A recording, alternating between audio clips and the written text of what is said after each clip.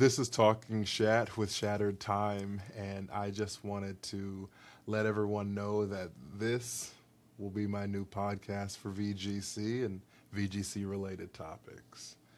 First, I wanted to, before we get on that subject, is let you know what the expectations are for this podcast. I plan on releasing an episode every 2 weeks, and I really just want this to become a catalyst for conversation in the space. Whether you are new to VGC, whether you've been super experienced in the community, whether you've won many tournaments or haven't even competed in one, I want everyone to feel welcome and empowered by this podcast and through this conversation, because we need multiple voices for this community to get better and to get bigger, and that's my main goal through all of this.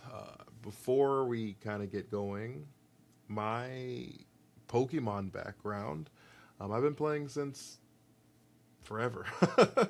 My first game was Pokemon Red version, but I notoriously don't like fire types or really the color red a whole lot, and so I traded it with my sister, and she took red and I took blue version, and that was my first real Pokemon experience was Pokemon Blue, and I've played every major mainline Pokemon game since then outside of Ultra Sun and Ultra Moon. Pokemon has been very impactful for me, and actually is saved my streaming career, to be honest with you. I used to stream trading card games, and when Scarlet and Violet first came out, I made the transition to Pokemon, and the Pokemon community has been phenomenal for me and to me. They accepted me with open arms and has created such a loving and amazing space for me that the least I could do is attempt to do that back for you guys. So I got into VGC after beating the main story for Scarlet and Violet, and that I fell in love with. I absolutely fell in love with the strategy behind doubles, the team making behind all of the different things that go into it between IVs and EVs and speed tiers and everything. It has just captivated me since. I've been to, let me guess, 7 regionals at this point that have been phenomenal. I haven't had the results that I personally want, but I'm a perfectionist in that regard. My plan for the 2027 season is to get my first day 2. So that is my goal personally. The closest I've been was before they went to 8 rounds. It was 9 rounds, and I was 1 crit away in a win and end game in Indianapolis in 2024. They crit me, and I lost, and so that was super frustrating in a game 3. But we bounce back and we recover from things like that. So, but my love and my fire for what VGC has done for me is my goal through all of this, and hopefully I can give that back to you guys and to the community.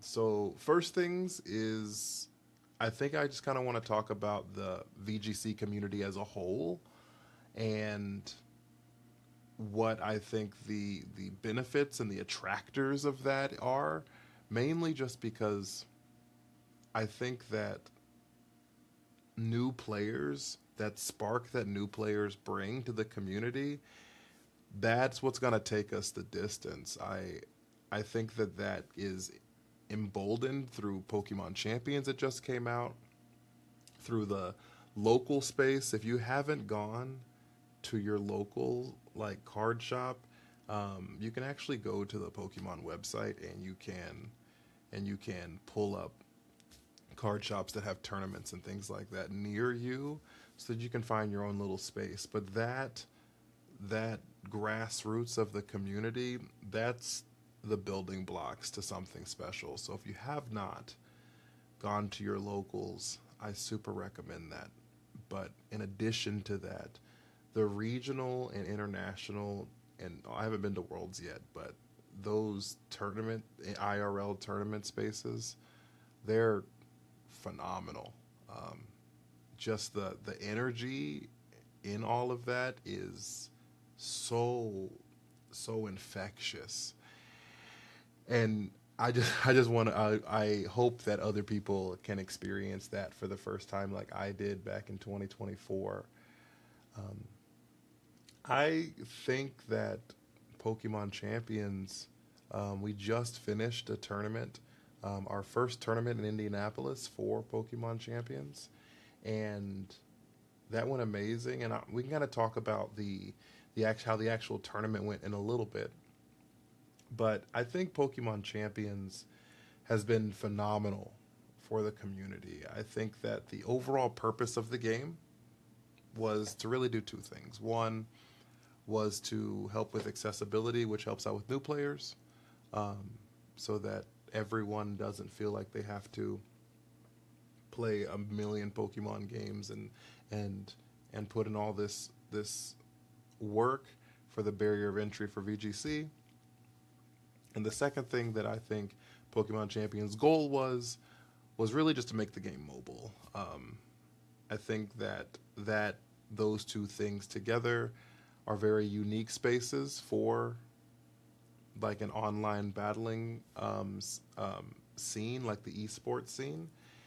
And I think that is a very unique thing that they are trying to approach. And I think Champions did a great job at it, honestly. I think that as far as the new player access, you really can't hope for more than what they did. Every single Pokemon is available in the game outside of a few exceptions, but they are as accessible as I think the game could possibly be, and the game is truly feels free to play. You don't, as long as you have put forth effort, you will get the rewards through the VP system and things like that. And there's not really a way to cheat that system by just paying more money. And as far as the mobile thing, we'll see how that rolls out. Ideally, that's going to be happening mid-June, so probably 2 to 3 weeks after this podcast is released. But I think that if Pokemon Unite is any blueprint for what Pokemon Champions has in store, I think that the rollout for mobile should be pretty good. So that's what I think. Things that I kind of hoped for the game, I I, I kind of hoped for what they did. I think that they've done a great job personally.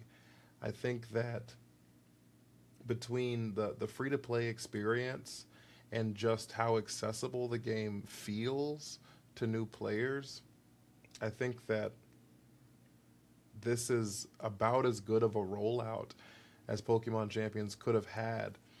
We will be ideally be getting more Pokemon here about the middle of June, so about 2 to 3 weeks from now.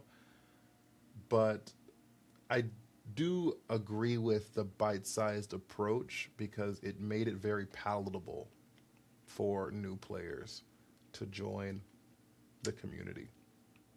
And I think that's the most important thing. That's been my biggest thing, is I think that they've done a great job at making and allowing new players to just thrive in this space. So that's my greatest like goal that I think that they did achieve. A couple of things that I do hope for in the future. I obviously do want more items. They didn't roll out with a full set of items. So in case you're like haven't played Pokemon Champions or anything yet, Pokemon Champions is an online battling game, and they rolled out with about 200-ish fully evolved Pokemon outside of Pikachu that you can use in the game. And since we know that there's probably about 8-ish hundred fully evolved Mons, maybe 7-ish hundred fully evolved Mons, that's not the full list, obviously. And also, some people did want Mons that weren't fully evolved so they could use their favorite Pokemon in battle, or some niche strategies that don't involve fully evolved Pokemon. Prankster Riolu and Prankster Murkrow, I'm looking at you. But I think that, like I said, the palatable nature of just making it fully evolved Pokemon, I think that has been, I think that that reigns precedent over the unfortunate sacrifices of Riolu, Clefairy, Electabuzz, and etc. So that's just kind of what I think. A couple of things that I do wish that were in the game, in addition to the items, though, is a replay system. I do think that a replay system would be phenomenal for the game, just so you can go back and learn where you messed up and or celebrate your wins. But just a replay system sounds phenomenal to me. And some sort of like real AI battling training system so that people can take their teams that they're building and not have to just face real people with them, so they can like practice their strategies and things like that. I think that would be wonderful for new players. And if that is the main goal for what we're trying to do with this game, I think that those two things would be revolutionary to Pokemon Champions.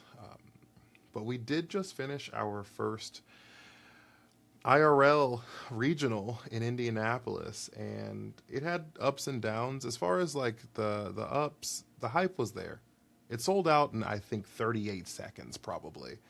It was actually crazy how fast it sold out, because the support was there, the hype was there, and it was so surreal to see how hyped everyone was about it. And the tournament did not disappoint. As far as the play did not disappoint.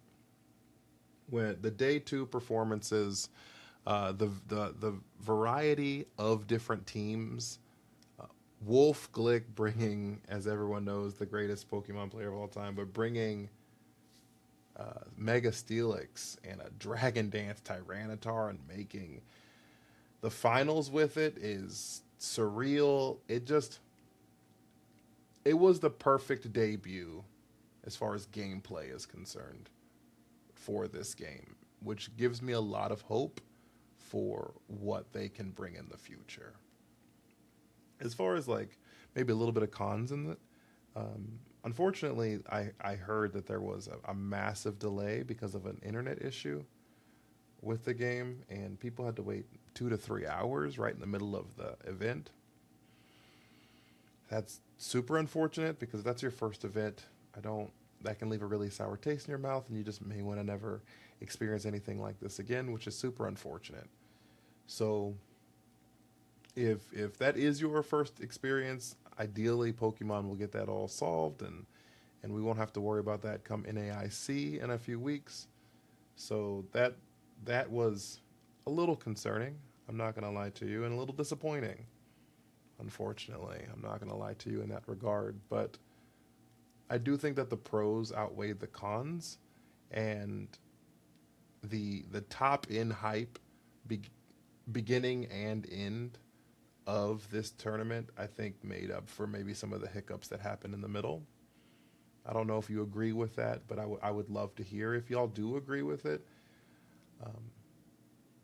In addition to that, the variants that existed inside of the tournament was really beautiful to see. We had, out of the top 12 Pokemon that were chosen for day one, Basculegion led the pack, actually, with like I think almost 60% appearance, which is expected. But only one Basculegion made top 8.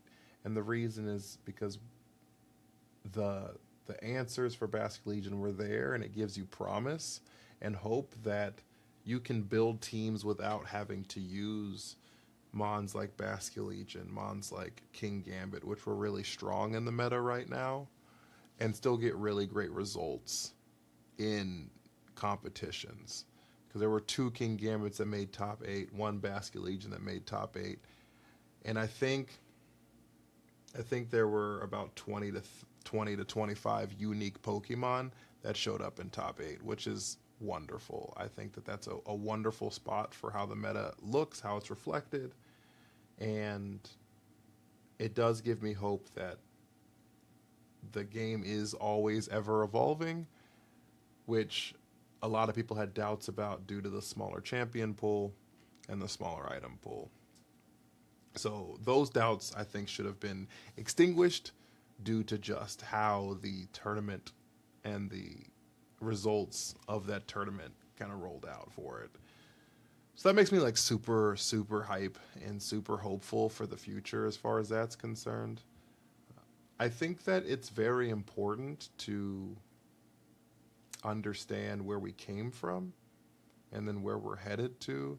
So like in a comparison to Scarlet and Violet, which I have probably the most intimate knowledge of. I wasn't a VGC player pre Scarlet and Violet, so that's probably the two I'm going to compare it to as far as what the meta feels like in comparison, the hype of the game feels like in comparison.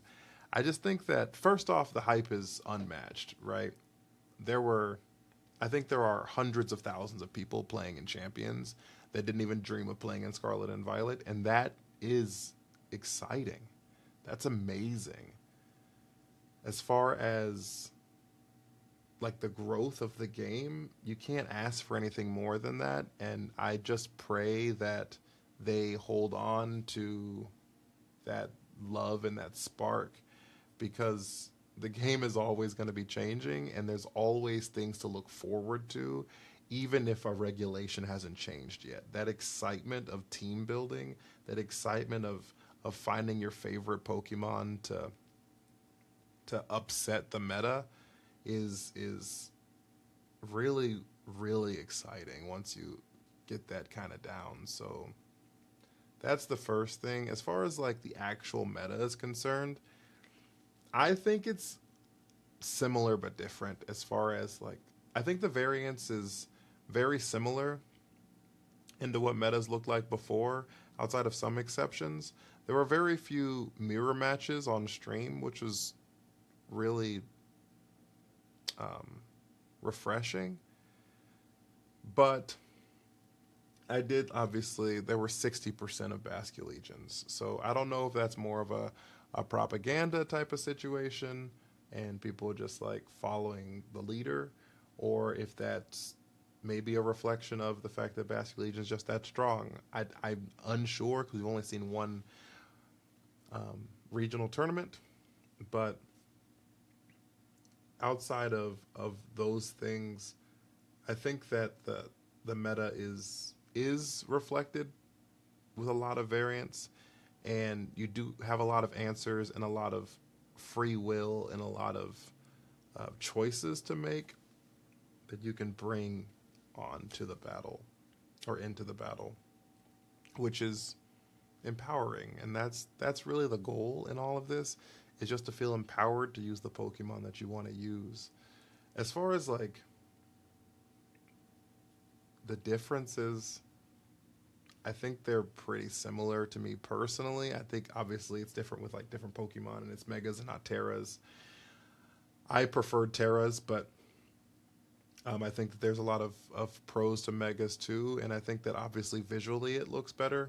Mega Pokemon look the coolest out of all the battle mechanics, and that's great, and I love that, right? And so I'm glad that people can have that level of attachment to it, because that's the kind of stuff that allows the community to grow, and that's, like I said before, the big thing that I want to promote through all of this.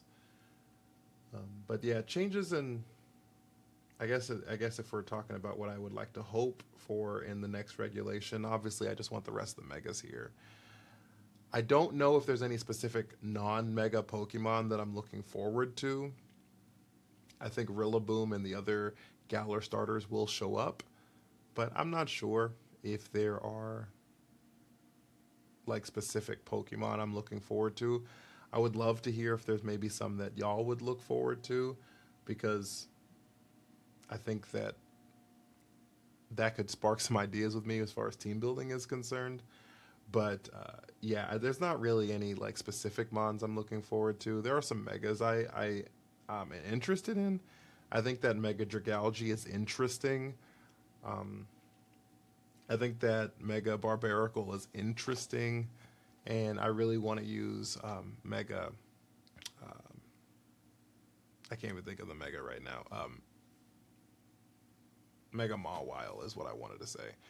Mega Mawile I think is interesting. So I want to just see what those three kind of feel like in a meta, with obviously a Metagross and a Salamence that's going to be showing up at some point, things like that. So, but yeah, I just, as all in all, I think that Pokemon Champions had a wonderful launch, and VGC is in a wonderful space, a very refreshing space, and a very bright space.